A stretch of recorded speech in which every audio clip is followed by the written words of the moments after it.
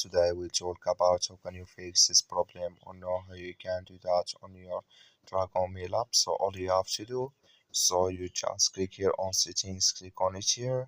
When just click on settings, it's going to show for your list like this here.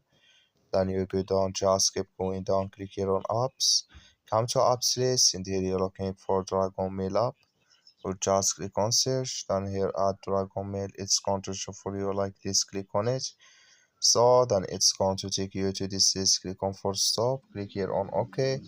Then you go down, just click on storage, come to storage list here. So then all you have to do, just click here on clear cache, then all you have to do now, so you just go to your Play Store, click on it here, and here you search for Dragon Mail, it's going to show for you like this. You will find here update, click on it, and it's going to work with you.